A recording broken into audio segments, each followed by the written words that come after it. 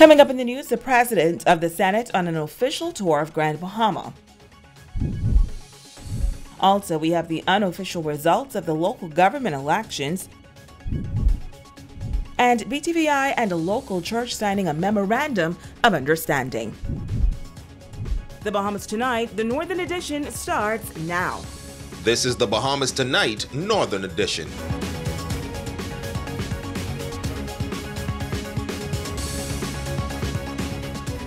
Good evening, Bahamas. I'm Shoshana Roll-Farkas, and as always, it is so great to have you with us. Topping news, the President of the Senate on her first official visit to Grand Bahama since her appointment. The Honorable Michelle Adderley arrived on island this morning for a two-day visit. Her first stop, the Office of the Prime Minister at the Harold Gregory Complex. Jamila Mizik reports. President of the Senate, the Honorable Michelle Adderley, making her first official visit to Grand Bahama. The leader of the upper chamber paying a courtesy call to Minister for Grand Bahama, the Honorable Ginger Moxie, along with Grand Bahamian Senators Kirkland Russell and James Turner Roll.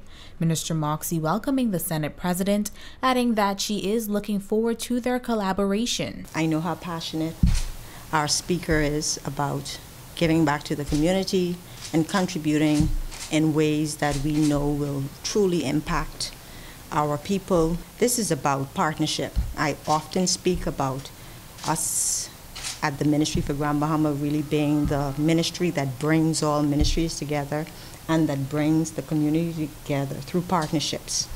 NGOs, businesses, regulatory bodies, and the community at large. And so to have the Senate here represented and to be a part of what we're going to do, it's really exciting, and it really is a new day. Senate President Michelle Adderley says she believes it is important for those who sit in the upper chamber to give full consideration to the entire Bahamas and not just New Providence. I felt very compelled to come and to meet and to touch and to feel and to have a full appreciation, so that as we deliberate in the upper chamber where the rules are in fact passed, that we are making the right types of decisions, that if there are necessary amendments, we're giving consideration to them. And it's difficult to do that if you're not on the ground and touching and meeting people. There's a lot of work to be done here, a lot of policies and laws to be enacted that will impact the economy, that will impact the various local industries here. Adderley says the Senate also has a strong focus on outreach programs. We look forward to visiting two charities while we're here, and also looking at the International Bazaar. We're also interested in looking at ways to restore Grand Bahama to its former glory that I know of as a child. And as I mentioned to you, yes, Dorian is very real to me. I lost an aunt, Daisy McCartwright, in Dorian, and it's very painful even to this day. So I feel the pain and that Grand Bahamians are experiencing, the devastation of Dorian, and to lose lives. The Senate President assuring Minister Moxie that they will work together to advance good governance, assist each other, and as women bind together for the betterment of Bahamians everywhere. Jamila Mizik, ZNS Network News. Now, following that meeting, the Senate President and local senators conducted a community tour of the Freeport area. Sabrina Brown has that story. President of the Senate, the Honorable Michelle Adderley, beginning a tour of Grand Bahama at the Freeport Seventh-day Adventist Church on Gambia Drive. It's important that we have a partnership with Grand Bahama, that I come out and touch and feel, and that there's this collaboration. So there's a greater appreciation for that when we pass laws in the upper house.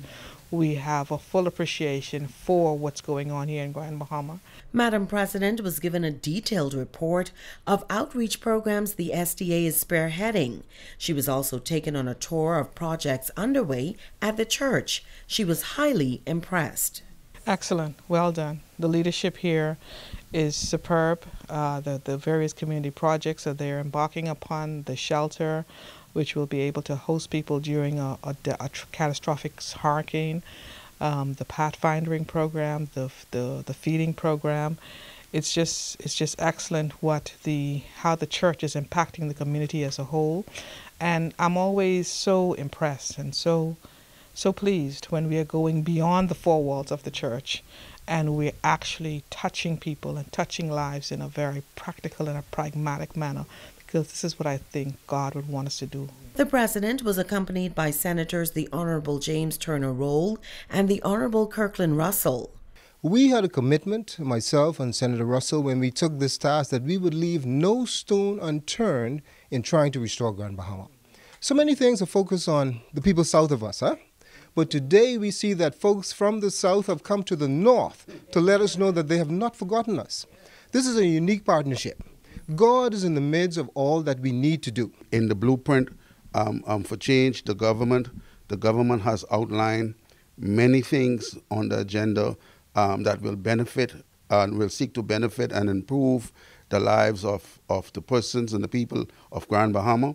But it is important for our president in the upper house, where we pass laws, to understand those needs so that she can have a feel for what we feel. Pastor of the Freeport Seventh-day Adventist Church, Eric Clark, was excited about the opportunity to welcome the senators. We're grateful. We look back and we see the work that these folk are doing, and we wish to tip our hats to them in a very special way. We want to commend Madam President for being a lady and coming to the kingdom, as it were, for such a time as this. We are honored. We're praying for her. We thank God for the support staff that she has, and we thank God for these senators. And you know, the Bible says that we ought to give honor where honor is due, right? And whereas there is a separation between church and state, yet we have a responsibility to pray one for the other. He talks about their mandate to meet the needs of the downtrodden. We have to get out there and do what we can. There are people that are in need. We see some people, and sometimes they laugh, they smile, and you never know what's going on underneath. You know, you ask them how they're doing, and they just say fine, but really underneath, it's something. And so that's what we think that the church is for, to help, to lift up, to build, and we want to be a part of it. The next stop took the president and her delegation to the home of the grandmother of baby Bella Walker Smith, where the little girl spent most of her life before meeting a tragic demise in New Providence. It was then on to the Home Away from Home seniors residence in Caravel Beach, where the Minister for Grand Bahama, the Honorable Ginger Moxie, joined the delegation. After a tour of the facility, the minister and the president presented a donation to owner Murphy Knowles. Sabrina Brown, ZNS Network News. Well, the unofficial results are in from yesterday's local government elections. Polling held throughout Grand Bahama and the Family Islands. Here on Grand Bahama, for the most part, turnout was low, even though there was high interest among the candidates. 9 members were elected to the Freeport City Council, representing a mix of experienced and first-time practitioners. Despite low voter turnout, the anxiety and excitement continues to build for those nominees who have been announced as the unofficial winners of the local government election.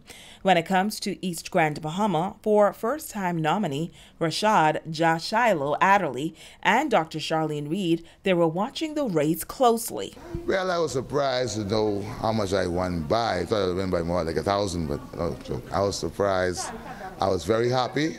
And I got somewhat emotional because I saw that the people really had faith in me, and I'm happy for that. Once again, I want to thank the East constituents for giving me an opportunity, and I'll not let you down. Yeah, surprises, because you never know how things will work out, but I'm glad that East Grand Bahama chose me to continue to serve them. Plans going forward? We want to continue what we started. Omis Lightbourne and Kendall Culmer both returned in Marco City, along with newcomer Bernard Grant. The win, I went in pretty confident, and as the voters started to come around, my confidence grew even more. Prior to election day, I think that I did an awesome job in Marco City, and I represented the people well. As many may know, I did the floor work on the floor. I canvassed the majority of the areas. I asked, knocked on doors for persons to come out and vote for me, and at the end of the day, that's what they did. As for Central Grand Bahama, Frazette Gibson has been returned for the third consecutive time, along with Marco Carey. I believed in the people of Central Grand Bahama, and I also believed in myself. I've put in the hard work, and so I had no doubt that they would return me to office. And for Pine Ridge, the unofficial results have revealed Clifton Francis and Edwin Strawn as the new local government representatives. You know, many persons who I've contacted and spoken with said that, oh, they don't vote in local government, but I told them that they should have a voice. You know, how are they going to be able to get things done if they don't have a voice? So many of them were able to say, well, okay, we'll give you our support. Many people, you know, from Hurricane Dorian, still looking for relief right now, and people looking for food assistance, and you know, it's just so much on the ground to see.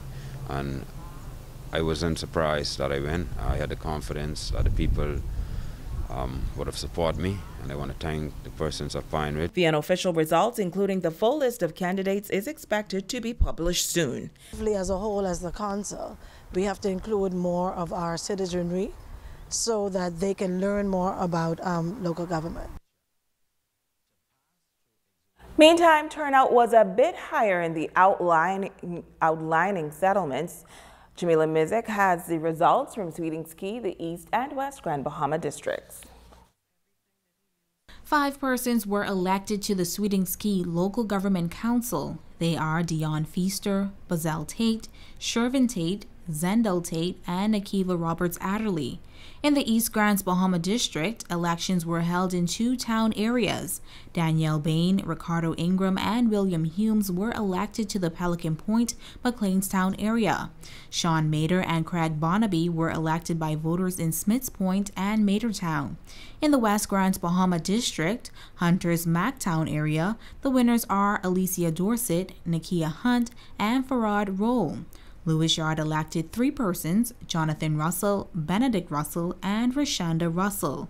As for Pinder's Point Town, the successful candidates are Grace Poitier-Pinder and Roman Laing. Natasha Ferguson was elected to the Hepburn Town community. In Pinedale, the winners are Marilyn Gray and Shalon Taylor. George Jimmy Smith and John Mizik were elected in the Seagrape community.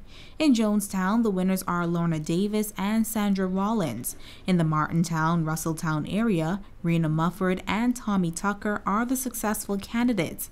And in the Martin Hill 8 Mile Rock West Township, 3 persons were elected: Paco Deal, Denise Russell, and Anastasia Saunders.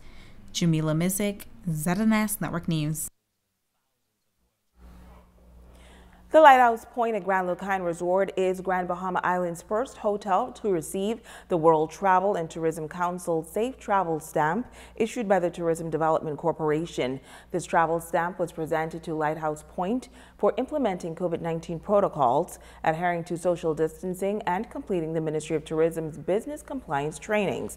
Now, a General Manager of the Ministry of Tourism and Aviation, Grand Bahama, Stephen Johnson, noting that tourism is excited about this opportunity for Grand Bahama. Most of the vendors have attended compliance trainings and have gone through the protocols presented by the Ministry of Health. He says the Ministry of Tourism, partnering with the Tourism Development Corporation, provides a higher standard that is going to elevate and encourage service providers to improve their standards and services on Grand Bahama. CEO of the Tourism Development Corporation, Janet Johnson, emphasizing the Bahamas' recognition by the WTTC, says Lighthouse Point was recognized because of the measures that were implemented by the Ministry of Health and the steps taken by the Ministry of Tourism and Aviation in terms of compliance trainings. Now, the Tourism Development Corporation is encouraging all hoteliers and local businesses to continue complying with the COVID-19 protocols to ensure that their establishments are recognized by the World Travel and Tourism Council's Global Safe Travel Stamp.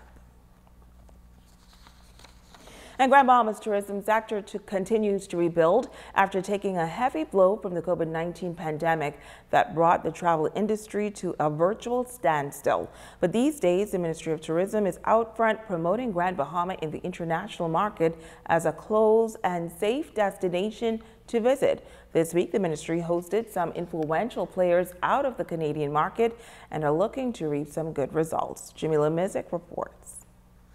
The Grand Bahama Ministry of Tourism office welcoming a Canadian group for a familiarization trip on the island. Tourism General Manager Stephen Johnson says they've been looking to partner with the group for years and are pleased that they have finally made it to Grand Bahama. They do wellness, fitness events all over, groups all over the world. And so we want Grand Bahama to have a piece of action. And we're just so happy and blessed that they're here so that we could show them Grand Bahama so they could taste, feel, see, and sell when they go back. We do hope that this is going to be long-term. As you know, the wellness and health industry globally is worth $600 billion. And we are just so happy that the caliber of groups that they put in around the world, Grand Bahama will now get a piece of the action. Johnson says they're looking to attract visitors not only from the Canadian market, but from all over the world. Deputy Prime Minister has given us a charge to bring in more organizations like this, groups, events, or whatever.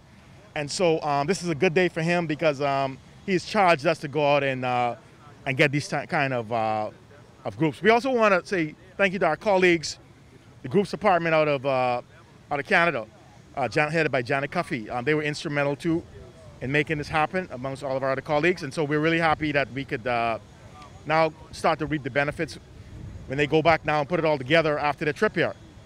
We know it's just going to be successful for Grand Bahama. Co-founder of Adventure Retreats, Asma Usman, says they're hoping to be able to share Grand Bahama with their clients. We are a world-leading yoga retreat and wellness company.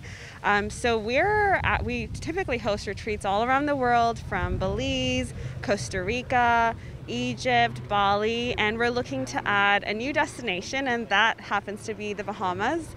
So we're so excited to experience the Bahamas for ourselves so that we can curate an incredible experience, with all of the activities and excursions that we'll be experiencing over the next few days, and bring a group of people to experience the Bahamas. Daniela Barburu says she's looking forward to experiencing what Grand Bahama has to offer. Top of my list is the fish fry experience tonight, just because I absolutely love food, and to be able to experience the culture is always really important. And we're also going to be feeding stingrays and going ATVing, and then of course just really getting the opportunity to understand the lay of the land and how just how beautiful it truly is to be here, and just to have a different perspective of different locations. I think we're really looking forward to that. The group is expected to leave Grand Bahama on January 29th.